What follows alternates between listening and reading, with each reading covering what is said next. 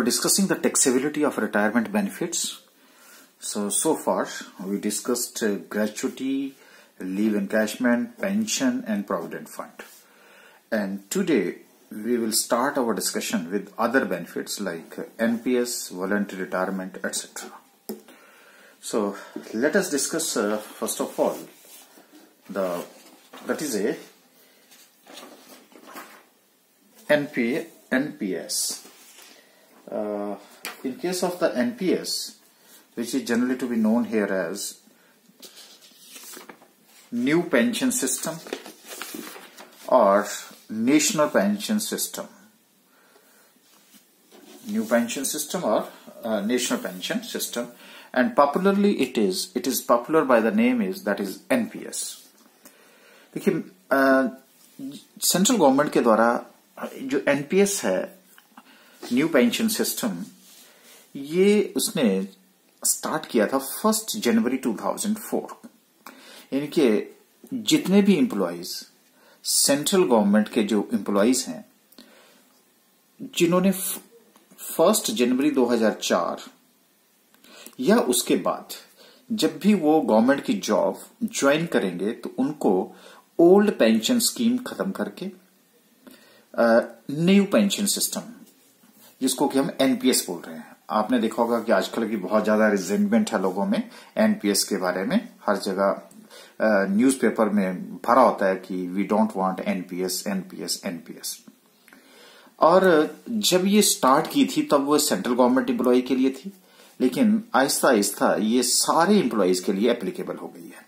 अब वो चाहे स्टेट गवर्नमेंट के एम्प्लॉयज हैं, चाहे वो प्राइवेट सेक्टर एम्प्लॉयज हैं, मतलब डिफरेंट सेक्टर के एम्प्लॉयज के लिए कौन सी पेंशन स्कीम आ गई है, न्यू पेंशन सिस्टम जिसको बोलते हैं एनपीएस आ चुका है। अच्छा, इसकी वर्किंग क्या है? सबसे पहले तो हम आपको अंडरस्टैंड करते हैं कि ये काम कैसे करती है क्या चीज है ये, दैट वी विल डिस्कस। देखिए, सपोज कीजिए कि ये आप हैं और आप एम्प्लॉय हैं, तो एज एन इंडिविजुअल आप क्या करेंगे, एक किसी भी बैंक में, मतलब you have to open a NPS account. Bombay में इसका हेड ऑफिस है, वहां पे आपका जो है एनपीएस अकाउंट ओपन होता है, तो मैं उसमें डिटेल में नहीं जाऊंगा। वी हैव टू ओपन, आपने एक एनपीएस अकाउंट ओपन कर दिया। ओपन करने के बाद जिसके अंदर आपको एक प्रैन नंबर मिलता है, फिर आप उसमें से choose a suitable asset allocation. आपके पास वहां पे कोई भी बैंक जो है वो उसका फंड मैनेजर होता है, पोर्टफोलियो मैनेजर होता है, लेकिन आपने ये बताना होता है कि कितना पैसा डेट में लगाना है, कितना इक्विटी में लगाना है। यानी कि डेट इक्विटी रेशियोज की जो डिफरेंट स्कीम्स हैं वो ली जाती हैं। अब सिंपल है कि अगर जब कोई अर्ली एज में जॉब में लग जाता है तो मैं तो ये कहूंगा कि उसको ज्यादातर पैसा इक्विटी में लगाना चाहिए, कम पैसा जो है वो डेट में लगाना चाहिए, क्योंकि ये लॉन्ग टर्म सेविंग है। उसी तरह से अगर कोई लेट स्टेज के ऊपर जॉब में आता है तो उसे डेट में ज्यादा पैसा लगाना चाहिए, इक्विटी में कम लगाना चाहिए। और अगर कोई बीच जैसे में होता है तो डेट और इक्विटी की सेम रेशियो निकाल करके, क्योंकि इक्विटी का जो पैसा है वो लॉन्ग टर्म के लिए जितना ज्यादा रखोगे उतना आपको फायदा होता है। तो आपको यहां पे एक सूटेबल एसेट एलोकेशन, यानी कि डेट और इक्विटी कहां आप पैसा लगाना चाहते हैं वो, क्योंकि इंडिविजुअल टू इंडिविजुअल वेरी करता है। आपने अकाउंट ओपन कर लिया, उसके बाद आपने एसेट एलोकेशन को चूज कर लिया। चूज करने के बाद अब आपने क्या शुरू कर दिया, आपने अपनी सैलरी में से एनपीएस अकाउंट में कंट्रीब्यूट करना शुरू कर दिया। जिससे आप प्रोविडेंट फंड में कंट्रीब्यूट करते थे, यहां आप किस में करेंगे, हम न्यू पेंशन सिस्टम में करेंगे। और ये जो कंट्रीब्यूशन है ये टिल रिटायरमेंट करेंगे। कितना करेंगे, क्या करेंगे, कितना पैसा है, ये मैं आपको थोड़ी देर बाद आपसे डिस्कस करूंगा रिगार्डिंग दिस सिस्टम, क्योंकि यहां पे हमारे पास टायर 1 टायर 2 सिस्टम्स फॉलो होते हैं, वो मैं आपसे बाद में बात करता हूं। पहले हम ओवरऑल जो है ओवरव्यू जो है उसके सिस्टम को समझ लेते हैं।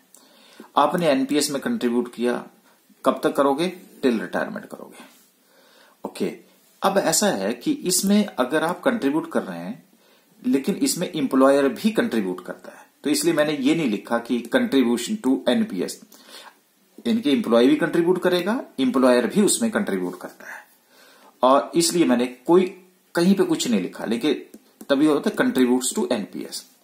एनपीएस में जब आप कंट्रीब्यूट करेंगे तो वो आगे जाकर के जो आपका फंड मैनेजर होगा वो उसको इन्वेस्ट करता रहता है according to your asset allocation, उसको स्विच करता रहता है डेट से इक्विटी, मतलब जो फेवरेबल होगा आपके लिए, वो जिसमें सबसे ज्यादा रिटर्न मिले आपको, उसके अकॉर्डिंगली वो पोर्टफोलियो को आपके मैनेज करता रहता है। तो जो आपका पैसा फर्दर इन्वेस्ट करके जो, तो उसको हम क्या बोलते हैं, कॉर्पस बोलते हैं, एक फंड बोलते हैं। दिस इज कॉर्पस बोल लीजिए या फंड बोल लीजिएगा। और उसकी वैल्यू जो है वो डेली चेंज होती रहती है कि कहाँ आपने किस स्टॉक मार्केट में लगाया है, कहाँ पे लगाया है, किस एसेट एलोकेशन में लगाया है, तो वो कॉर्पस की वैल्यू जो है वो चेंज होती रहती है। ये कॉर्पस बन गया। अब कॉर्पस बनने के बाद अब मान लीजिए रिटायरमेंट एज आ गई, अगर आपकी 58 भी है तो भी 60 में ही आपको इसका रिफंड मिलता है, ये मैं आपको बता दूं। अब आपका क्या हुआ कि मान लीजिए कि 30 साल की उम्र में आपकी जॉब लग जाती है, जॉब करते हुए 30 से लेकर के आप 60 साल तक हर महीने अपनी सैलरी में से कंट्रीब्यूट कर रहे हैं, उतना ही आपका एम्प्लॉयर कंट्रीब्यूट कर रहा है, कंट्रीब्यूट करके उसके ऊपर आपको इन्वेस्ट किया हुआ, इन्वेस्ट करके भी आपको कुछ इंटरेस्ट मिल रहा है। इस तरह से वो एक बड़ा सा कॉर्पस बन जाएगा, एक फंड बन जाएगा। फंड बनने के बाद आपकी मान लीजिए कि अब कब तक, एट द रिटायरमेंट, यानी कि 60 साल तक आपको वो कंट्रीब्यूट करना पड़ेगा। 60 साल के बाद आपके पास दो ऑप्शंस होते हैं। एक ऑप्शन ये होती है, जरा ध्यान से रखिए क्योंकि आगे इसी के ऊपर बेस्ड है जो मैं टैक्स ट्रीटमेंट करूंगा, इसलिए मैं आपसे बता कर रहा हूं। अब मान लीजिए कि सपोज कर लेता हूं कि यहां पे कॉर्पस में मार्केट वैल्यू मान लेता हूं 10 लाख रुपए, ठीक है जी, वैसे बता 10 लाख रुपए आ गया इसमें से क्या होगा कि 60% तो आप लमसम विड्रॉ कर लोगे, 6 लाख रुपए। लेकिन ध्यान रखना, जो 6 लाख रुपए आप विड्रॉ करोगे 60 साल के बाद, वो टैक्सेबल होगा। मैं अभी आपसे ये बात कर रहा हूं, ओके। लेकिन जो 40% है, इसका मतलब 4 लाख रुपए। अब आप 4 लाख रुपए का क्या करेंगे? 4 लाख रुपए में आप किसी LIC कंपनी के पास जाएंगे और वहां से एक एनओटी प्लान खरीद लेंगे। So you have a option to choose an NOT plan, कोई भी एनओटी प्लान आप उसमें से चूज कर सकते हैं। तो 4 लाख रुपए आपका क्या हो गया, इन्वेस्ट कर दिया गया। किस में इन्वेस्ट कर दिया क्या? किसी भी इंश्योरेंस कंपनी में एनओटी प्लान आप परचेज कर लेंगे। एनओटी का मतलब क्या होता है? पेंशन होता है। अब यहां आपको एम्प्लॉयर का रिलेशनशिप है, ये कंपनी से आप परचेज कर रहे हो। और जो एनओटी प्लान आपने परचेज किया, तो 4 लाख रुपए जो आपका ही पैसा था, उसके ऊपर आपको क्या मिलना शुरू हो जाएगा? जो एनओटी प्लान खरीदोगे आप, उसके ऊपर आपको मिलना शुरू हो जाएगा पेंशन। तो जिसका जितना अर्ली चलेगा तो उसका सबसे ज्यादा कॉर्पस होगा। अगर ज्यादा कॉर्पस होगा तो 40% से आप एनओटी प्लान परचेज करेंगे। जितना ज्यादा पैसा होगा उतनी ज्यादा आपको पेंशन लगेगी, और वो आप 60 साल के बाद की आपकी जो लाइफ है वो इजीली आप बिता सकते हैं। यहां तक बात क्लियर है। लेकिन एक और ध्यान रखना, ये जो पेंशन अब आप रिसीव करना शुरू कर दोगे, ये भी टैक्सेबल होगी। जैसे आपकी सैलरी टैक्सेबल होती थी, वैसे टैक्सेबल होती है। मैंने थोड़ा थोड़ा हिंट आपको यहां पे दे दिया है, तो मैं दोबारा से इसको रिवाइज कर रहा हूं। क्या हुआ? आप एक इंडिविजुअल है, आपने एक एनपीएस का अकाउंट ओपन किया है। यहां पे आपने एसेट की एलोकेशन करी कि डेट और इक्विटी में मेरी क्या रेशियो रहेगी। उसके बाद आपने भी कंट्रीब्यूट किया, आपके एम्प्लॉयर ने भी उसमें कंट्रीब्यूट किया। कब तक? रिटायरमेंट का मतलब है यहां पे 60 साल। और जब ये कंट्रीब्यूट करेंगे तो बाहर स्टॉक मार्केट में उसकी इन्वेस्टमेंट है। इन्वेस्टमेंट करने के बाद आपके पास उस पैसे, वो नेचुरली ग्रो करेगा तो वो उसको क्या बोलते हैं? कॉर्पस बोलते हैं। और इसको कौन मैनेज करेगा? Fund manager. अब 60 साल की उम्र में जितनी उसकी मार्केट वैल्यू होगी, जैसे मैंने कहा कि आपने कंट्रीब्यूट करके 10 लाख रुपए आपकी मार्केट वैल्यू होगी, उसमें से आप 60% इकट्ठा विड्रॉ कर लेंगे और 40% की आप क्या खरीदोगे? एनओटी खरीदोगे। जितनी एनओटी खरीदोगे उसके ऊपर ही आपको क्या मिलेगी? पेंशन मिलेगी। और 6 लाख रुपए, तो जो 6 लाख रुपए आप लमसम में विड्रॉ करोगे वो भी टैक्सेबल है, और जो आपको ये एनओटी प्लान में के अंदर जो आपको पेंशन मिलेगी वो भी टैक्सेबल है। तो यहां पे क्या लग गया? ईईटी लगेगा, एग्जम्प्टेड और लास्ट में टैक्सेबल। हाँ जी, यहां तक बात क्लियर है? ओके। अब इसमें क्वेश्चन राइज होता है कि हु कैन इन्वेस्ट। तो मैं आपको यहां बता दूं, any one can invest including NRI. वो पहले था कि सेंट्रल गवर्नमेंट में जब नया नया था, लेकिन उसके बाद क्या है, any one can invest including non resident Indian. अच्छा, अब इसमें जो टाइप्स ऑफ अकाउंट्स होते हैं वो क्या होते हैं? देखो, एक होता है टायर 1 अकाउंट, एक होता है टायर 2 अकाउंट। जिसके पास टायर 1 अकाउंट होता है वही टायर 2 खोल सकता है, और सीधा नहीं है कि आप टायर 2 अकाउंट खोल सकते हैं। क्लियर होगी? तो स्टेटस क्या है, टायर 1 जो है वो कंपलसरी अकाउंट होता है और टायर 2 जो है ऑप्शनल है। जिसके पास टायर 1 है वो जरूरी नहीं है कि टायर 2 का अकाउंट ओपन करें। अगर चाहते हैं तो कर लीजिए, अगर नहीं चाहते हैं तो नहीं करिएगा। विड्रॉल्स, इसमें परमिटेड विद लिमिटेशंस। यहां पे कोई लिमिटेशन नहीं है, जब मर्जी आप विड्रॉ कर ले। जैसे यहां पे हमारे पास कुछ एक लिमिटेशन है कि आप इतने फंड का 25% ही विड्रॉ कर सकते हैं, तो मुझे वहां पे अब ज्यादा नहीं, मुझे तो income tax point of view से बात करनी है। टैक्स की जो एग्जम्पशन है, टायर 1 में 2 लाख रुपए तक आपको एग्जम्पशन मिल सकती है, लेकिन टायर 2 के केस में सिर्फ 1.5 लाख रुपए तक फॉर गवर्नमेंट एम्प्लॉइज जो है वो एग्जम्पशन मिल सकती है। अच्छा, आप कितना कंट्रीब्यूट कर सकते हो? मिनिमम आपको यहां पे, अगर आप इंडिविजुअल हैं तो आप 500 रुपए कंट्रीब्यूट कर सकते हैं, और अगर टायर 2 है तो आप 250 रुपए। लेकिन एक साल में आपको 1000 रुपए कंट्रीब्यूट करना ही पड़ेगा मिनिमम, नहीं तो डिसकंटिन्यू हो जाएगा, और ये it is not required. Discontinue हो गया तो आपके जो कॉर्पस है उसके ऊपर इफेक्ट होना शुरू हो जाएगा। तो ये भी मुझे लगता है आप क्लियर हो गया, टायर 1 और टायर 2 अकाउंट। कई स्टूडेंट इसी में कंफ्यूज रहते हैं, तो मैंने आपको यहां पे बता दिया। तो आप डायरेक्ट टायर 2 नहीं खोल सकते, पहले आपको टायर 1 खोलना पड़ेगा, तब टायर 2 पे करना। अब आता है हमारा जो मेन टॉपिक है, वो है tax benefits of contributing in NPS. Okay, तो अभी हमने मैं बताया आपको कि इंप्लॉइज कंट्रीब्यूशन 10% ऑफ सैलरी है, ठीक हो गई जी बात। और एम्प्लॉयर का जो कंट्रीब्यूशन है वो पहले जो था वो 10% ऑफ सैलरी था, लेकिन असेसमेंट ईयर 2002 से लेकर के इसको इरेज कर दिया गया 14%। अब अगर आप 10% कर रहे हैं तो एम्प्लॉयर आपको 14%, क्योंकि इसको अट्रैक्ट करने के लिए, क्योंकि इसके अगेंस्ट बहुत ज्यादा रिजेंटमेंट है एम्प्लॉइज की, इसलिए मैं बात आपसे कर रहा हूं। तो एम्प्लॉयर आपके खाते में कितना डालेगा? 14%। ये जो मैं आप कंट्रीब्यूशन बता रहा था, तो इसका मतलब है 14% एम्प्लॉयर और 10% आप कंट्रीब्यूट करेंगे अपनी सैलरी में से। और यहां सैलरी का मतलब क्या होगा? बेसिक पे प्लस डीए, और डीए तभी होगा if under the terms of employment होगा। अच्छा जी, यहां तक भी बात आपकी क्लियर होगी कि अब इसका टैक्स बेनिफिट्स की बातें हम करेंगे। ओके, ये देखिए, अब हमारे पास जो टैक्स बेनिफिट्स हैं वो क्या क्या है। सेक्शन भी लूंगा और साथ में, क्योंकि आप फर्दर भी हमने इसको डिस्कस करना है 80C में, लेकिन अब यहीं पे डिस्कस करेंगे। तो tax benefits of contributing to NPS, section 80C/CD subsection 1 में जो ओवरऑल सीलिंग है इसकी, जितना आप कंट्रीब्यूट कर रहे हैं एक साल में, तो जो टैक्स का जो बेनिफिट मिलेगा वो इसके ऊपर मिलेगा सिर्फ 1.5 लाख रुपए तक। मान लीजिए आप साल में जो है एम्प्लॉयर और एम्प्लॉय का कंट्रीब्यूशन मिलाकर के 2 लाख रुपए, 2.5 लाख रुपए, 3 लाख रुपए चला जाता है। नहीं, आपको इस सेक्शन के अंदर सिर्फ कितने का फायदा मिलेगा? 1.5 लाख का।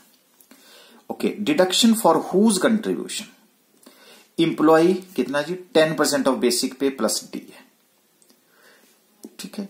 लेकिन अगर सेल्फ एम्प्लॉयड है तो है 20% of the total income of the financial year. इतना अमाउंट आपका डिडक्टिबल अमाउंट हो जाएगा। एक तो आपने क्या किया कि वो सैलरी का पार्ट है, सैलरी में से आपने सैलरी का पार्ट बन गया, लेकिन 10% ऑफ द किसका, जो एम्प्लॉय का कंट्रीब्यूशन है वो 10% of basic plus DA he deductible होगा, लेकिन मैक्सिमम सीलिंग कितनी है? 1.5 लाख, इससे ज्यादा नहीं हो सकता। 80CCD सबसेक्शन 2 के अंडर एम्प्लॉयर का कंट्रीब्यूशन, तो जो एम्प्लॉयर का कंट्रीब्यूशन है वो है 10% ऑफ बेसिक प्लस डीए, लेकिन अभी जो मैंने आपको बताया वो कितना हो गया? 14%। सेल्फ एम्प्लॉयड के केस में नॉट एप्लीकेबल। इतना अमाउंट क्या हो जाएगा आपका? एग्जम्प्ट हो जाएगा। तो दोनों को मिला करके ये कितना हो गया? 10 + 10 20% हो गया।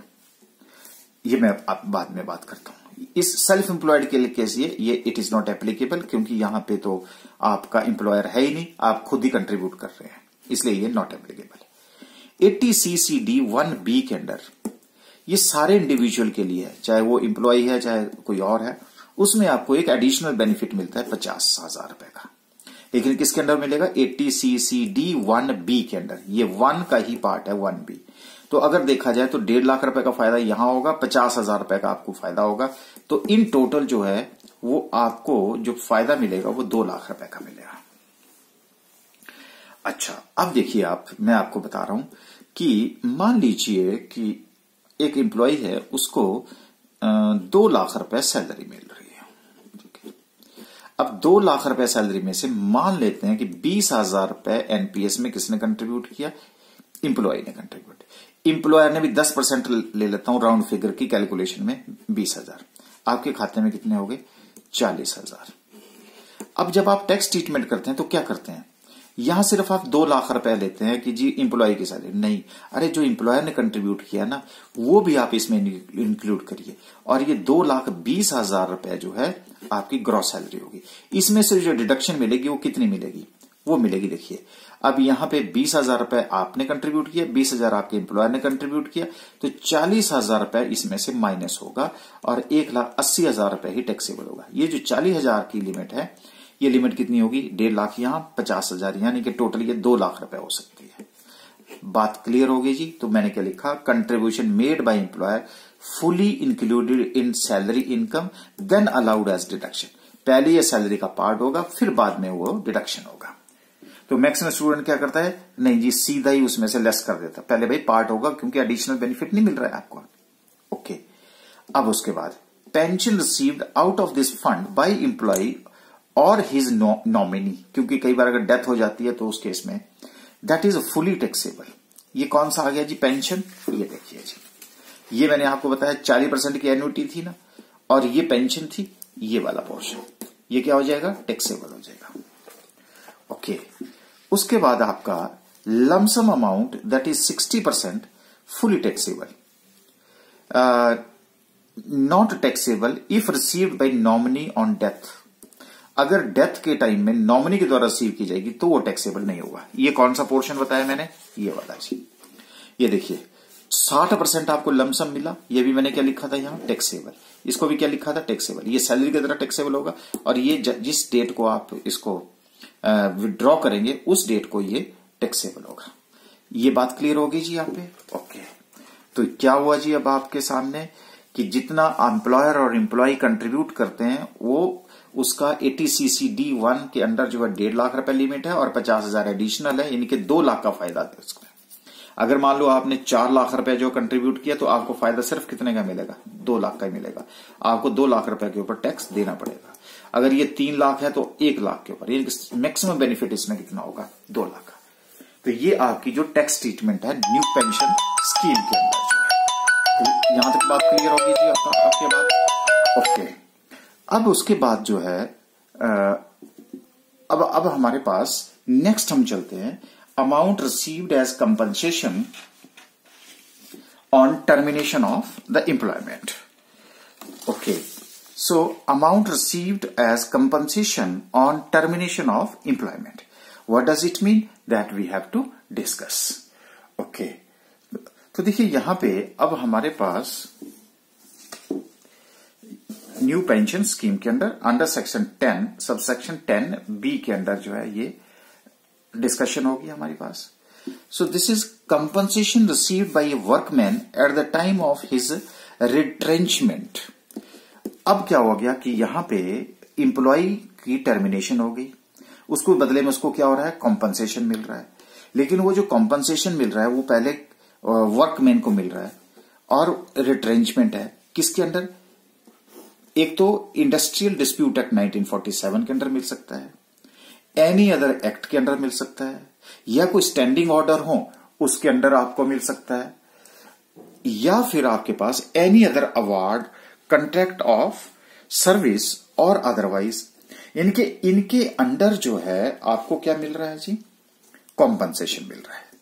तो अगर कॉम्पनसेशन मिल रहा है तो उसकी टैक्स ट्रीटमेंट क्या होगी?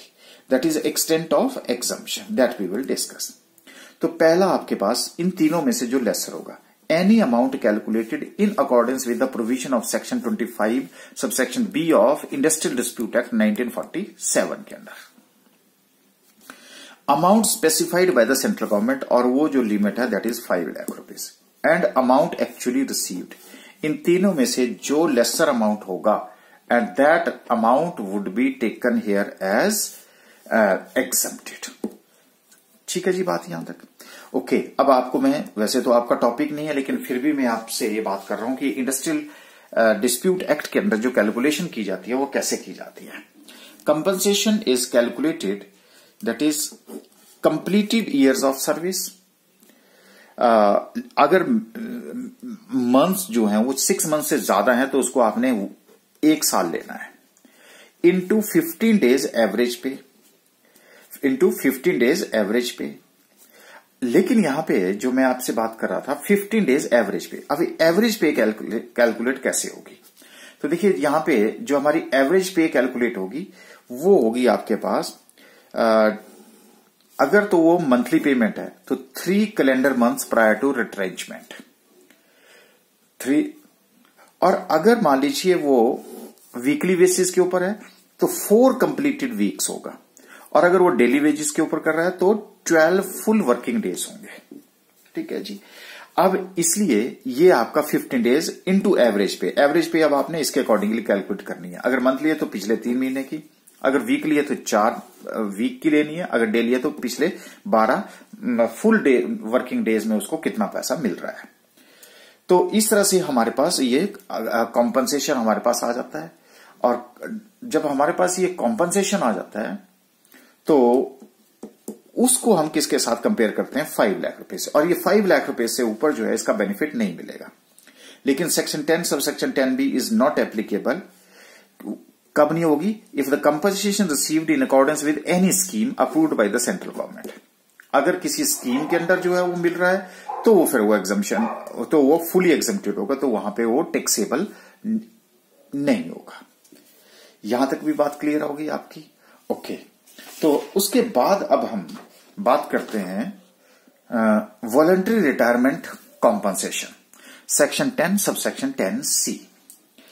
अब यहां पे हम वॉलंटरी रिटायरमेंट, ये जो स्कीम है, क्योंकि आपने देखा होगा कि कई जगह पे ले ऑफ किया जा रहा है, इनके एम्प्लॉय ज्यादा हो गए हैं, काम कम है।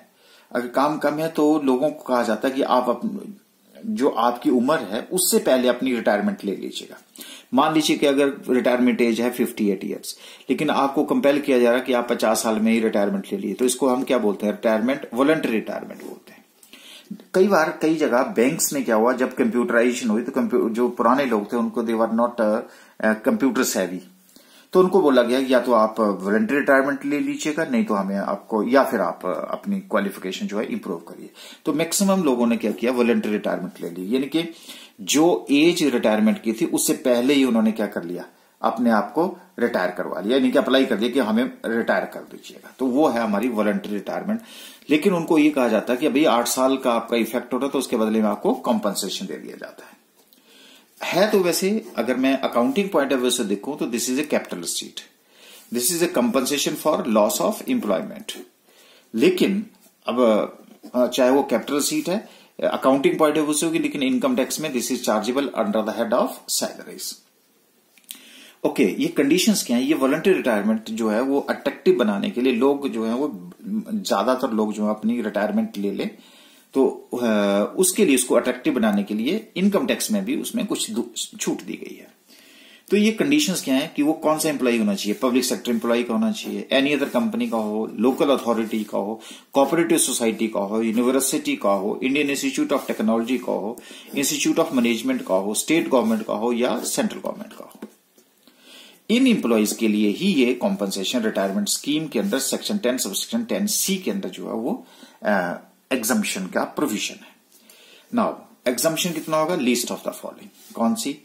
3 month salary into completed year of service. क्योंकि बहुत कॉम्प्लिकेट किया है आपके बुक्स में, मैंने इसको सिंप्लीफाई कर दिया। 3 महीने की आपने सैलरी और कितने साल आपने जॉब करी है, कंप्लीटेड ईयर्स ऑफ सर्विस, उसके साथ आपने मल्टीप्लाई करना, आपके पास एक फिगर आ जाएगी। दूसरी फिगर आएगी salary at the time of retirement, जिस डेट को आप रिटायरमेंट ले रहे हैं, balance months of service left before the date of retirement. Retirement से पहले आपके कितने महीने बचे थे? तो सिंपल है कि voluntary retirement minus actual retirement. जैसे मान लीजिए कि आपकी वॉलंटरी रिटायरमेंट आपने कितने ली? 50, और एक्चुअल रिटायरमेंट आपकी कितनी होनी थी 58, यानी कि 8 साल, 8 साल का मतलब हो गया 12, यानी कि 96 मंथ्स। तो बैलेंस मंथ्स ऑफ सर्विस, तो यहां पे 96 मंथ्स और salary at the time of retirement, जिस डेट को आप रिटायर हो रहे हैं उस डेट को आपको कितनी सैलरी मिल रही थी, उसके साथ आप इसको आप मल्टीप्लाई करेंगे और मल्टीप्लाई करके आपके पास सेकंड फिगर आ जाएगी। तीसरी आपके पास एक्चुअल अमाउंट रिसीव्ड रेडीमेड दे रखी होगी, और चौथी है आपकी statutory limit that is 5 lakh rupees. इन चारों में से whichever is less that is exempted and rest is taxable. तो आइए इसका एक एप्लीकेशन करते हैं। मैंने 3 केसेस लिए हैं, ये case 1, case 2 and case 3। Completed year of service, एक पर्सन ने कितने सर्विस कंप्लीट कर लिया, 10 year, 10 year and 10 years. Salary at the time of retirement, इसको 10,000 मिल रही थी, इसको 20,000, इसको 10,000 मिल रही। 3 मंथ सैलरी, अगर 10 को 3 से मल्टीप्लाई करूं तो 30,000, 20 को 3 से मल्टीप्लाई करूं 60,000 और 10 को 3 से करूं तो ये 30,000 rupees. Balance months of service left before retirement, retirement से पहले इसके कितने महीने की जॉब अभी तक बाकी थी। रेडीमेड दिया, हो सकता है आपको कई बार कैलकुलेट करना पड़ा। यहां पे 120 महीने भी रह गए थे, इसके 100 मंथ्स रह गए थे, इसके भी 120 मंथ्स रह गए थे। वॉलंटरी रिटायरमेंट कॉम्पनसेशन, इसको 15 लाख रुपीज मिला, इसको 5,75,000 मिला, इसको 2,50,000 रुपीज मिला। ओके, तो चलिए अब इसको हम सॉल्व करने की कोशिश कर रहे हैं। How we have to compute the exemption. तो पहला मैंने आपको बताया 3 month salary into completed year service. 3 month salary into completed year service, तो 3 महीने की सैलरी कितनी है 30,000 मल्टीप्लाइड बाई 10। 10 कितना, कितने जॉब की आपने, 10 कितना हो गया 3 लाख रुपए। यहां पे 60,000 इंटू 10 6 लाख हो गया। यहां पे 30,000 इंटू 10 3 लाख रुपए हो गया। दूसरा है हमारा salary at the time of retirement into balance of months of service. तो यहां पे 10,000 इसको मिल रही थी, 120 महीने बाकी बच गए थे, कितना हो गया 12 लाख रुपए। 20,000 इंटू 100 कितना हो गया जी 20 लाख रुपए। 10,000 इंटू 120 कितना हो गया जी 12 लाख रुपए। स्टैट्यूटरी लिमिट कितनी है जी 5 लाख। ये देखो 5 लाख 5 लाख 5 लाख। और कॉम्पनसेशन रिसीव्ड, इसको 15 लाख मिला, इसको 5,75,000, 2,50,000। इन चारों में से जो लेसर फिगर है वो कितनी है 3 लाख रुपीज है। तो एग्जम्पशन कितने की होगी 3 लाख रुपीज। तो मिला कितना था 15 लाख, तो 12 लाख आपका टैक्सेबल हो जाएगा। यहां पे सब में जो लेसर फिगर है वो कितनी है 5 लाख है, तो एग्जम्प्ट भी कितना होगा 5 लाख रुपीज। ओके, अगर 5 लाख रुपीज जो है वो आपका एग्जम्प्ट हो गया, तो अब यहां पे हमारे पास मिला कितना था 5,75,000, तो आपका टैक्सेबल कितना हो जाएगा 75,000। यहां आ जाइए 3 लाख 12 लाख एंड 5 लाख इंटू 2,50,000, तो यहां लेसर फिगर कितनी है 2,50,000, तो एग्जम्प्ट भी कितना हो गया 2,50,000 रुपीज। लेकिन अब आपको मिला कितना था 2,50,000, एग्जम्प्ट भी कितना 250, तो टैक्सेबल कितना हो गया नील। इस तरह से हम वॉलंटरी रिटायरमेंट कॉम्पनसेशन की कैलकुलेशंस करते हैं। तो ये था हमारा, यहां से हमने स्टार्ट किया था discussion, that is the taxability of retirement benefits, जिसमें हमने रिटायरमेंट बेनिफिट्स में ग्रेच्युटी, लीव एनकैशमेंट, पेंशन, फिर हमारा प्रोविडेंट फंड और साथ में था अदर बेनिफिट्स, एनपीएस और वॉलंटरी रिटायरमेंट स्कीम्स। ये जितने भी स्कीम्स थी वो एटसेट्रा जो हमने डिस्कस कर ली। तो यहां से अब हमारे पास क्या हो गया, अलाउंसेस, बेसिक सैलरी हमने डिस्कस कर ली, अलाउंसेस हमने डिस्कस कर लिए, परक्यूजिट्स हमने डिस्कस कर लिए, profit in lieu of salary discuss कर लिया, और प्रॉफिट इन ल्यू सैलरी का जो सेकंड पार्ट हमारा पास था रिटायरमेंट बेनिफिट्स, वो भी हमने अब डिस्कस कर लिया। तो अब हमारा इस यहां पे अब हम चलेंगे डिडक्शंस की तरफ को, और डिडक्शन के बाद हमारा सीधा 80C की जो डिडक्शंस हैं वहां पे। तो हम पहले इंटरनल डिडक्शंस अंडर सेक्शन 16 को डिस्कस करेंगे, फिर हम उसके बाद आगे बढ़ेंगे। अब हम चैप्टर के एक तरह से हम समझ लो कि आप वाइंड अप करने की तरफ को मूव कर रहे हैं।